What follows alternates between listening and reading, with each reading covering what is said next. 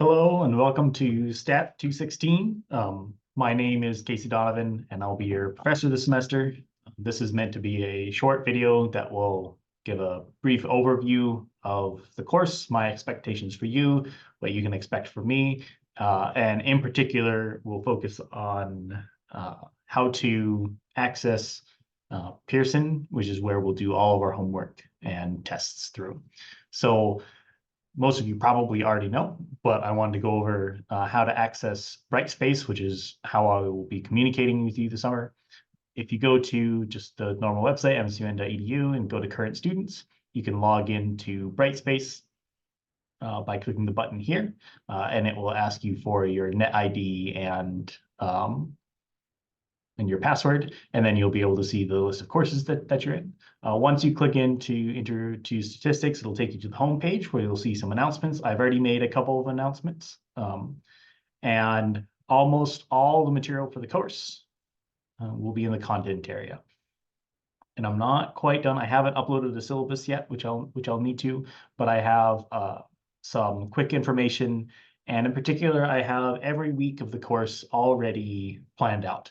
So for instance, in week 1, we'll be covering 6 sections of the textbook, and I'll go through a little bit more of that in a second. Week 2, we'll cover 4 sections with our first test and so on. So you can go through and see what the plan is for the entire semester. As we go through the summer, here's the expectation as far as homework and tests. Everything that we do in a week, in any given week, we'll be covering a section or a test, and each of those will have a homework assignment due the following week on Wednesday of that week. So for instance, during week 1, we'll cover 6 sections, and those 6 sections are all due during week 2 on the Wednesday of that week. So you have like 10 days to do those assignments. I'm also really trying to front load the course as much as I can, because the material later in the semester gets a little bit more difficult, and the earlier material is just easier. So I'd rather have you do a bunch of easier assignments to start with, so that later in the semester you're not spending as much time on so many assignments. Each section that we cover, I have a couple of videos. Most of the videos are around 10 or 15 minutes long. So for instance, section 1, section 1.1 will have 2 videos. Section 1.2 is 2 videos. Going to any given week, you'll be able to find all of the videos for each of those sections. So then the question becomes, how do we do the homework? And to do the homework, you will have to access Pearson MyLab. Pearson MyLab is an external source, and it is absolutely fantastic in some regards and not the greatest in other ways. I hope that you'll find it reasonable to use this summer. So the first thing is you'll have to buy access to Pearson. It's essentially you have to buy the textbook in order to complete this course. When you buy the textbook, you can buy it in two different ways. You can either buy it online through this link right here in Pearson, so you don't have to go to any other websites. You can do everything right through Brightspace, or you can buy it from the bookstore. It's cheaper and a little bit more convenient to buy it online, but you can't use financial aid if you're going to buy it online. If you're using financial aid, you have to buy it through the bookstore. So if you're going to buy it online, you would click this link and it opens to something that'll look like this. If this is your first time using Pearson, it will ask you to make an account. It will ask you to agree to the terms and conditions and that sort of stuff. And after you've done all of that, you click on this yellow button and it will take you to a page where you can then buy access to Pearson. The 18-week access code is the best one. However, if you want, there's a 2-week free trial. So you could start the semester with a couple-week free trial if you wanted to. If you buy Pearson through the bookstore, there is an extra step in between. The bookstore uses something called Red Shelf to give people their Pearson access code. The receipt for the receipt that you get from the bookstore has all of the instructions on it. So do not lose the receipt. It is very, very important that you don't throw it away, that you keep it and hang on to it. At the bottom of the receipt, there will be instructions to go to a website called Red Shelf. At Red Shelf, you'll type in the code at the bottom of the receipt, and it will then give you the access code to Pearson. Now that you have your Pearson access code, you come back to the same place. You come back to Brightspace, click on the Pearson 2022 link. You'd go through the steps of registering and everything. And then when you get to the same place that you could buy your own 18-week access code, it will also give you the option to type in your own. And you would just type in the access code that you get from Red Shelf. The reason that the bookstore uses Red Shelf is it's easier to give refunds for students. So they're not making it convoluted unnecessarily.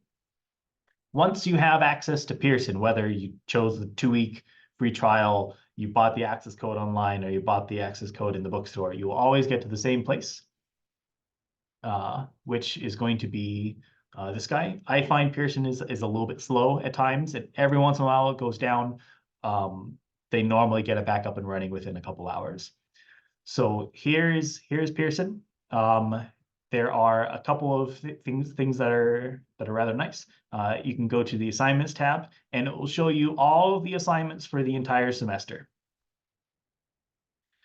And I specifically have the entire semester open on day 1. So if you wanted to, you could complete the entire course in a week. If you wanted to go through and work ahead, you absolutely can. I don't recommend working too far ahead. I'd recommend pacing yourself. I think you'll get more out of the course. But if you know that you're going to have a couple of busy weeks coming up, you can absolutely work ahead. And each one has a due date. I believe in the student view, you can also see a calendar where it'll show you how many assignments are due every week. The assignments and the tests will open in a new tab, in a new window, and then you'll be able to go through and do those. The assignments will have things like help me solve this or show me an example.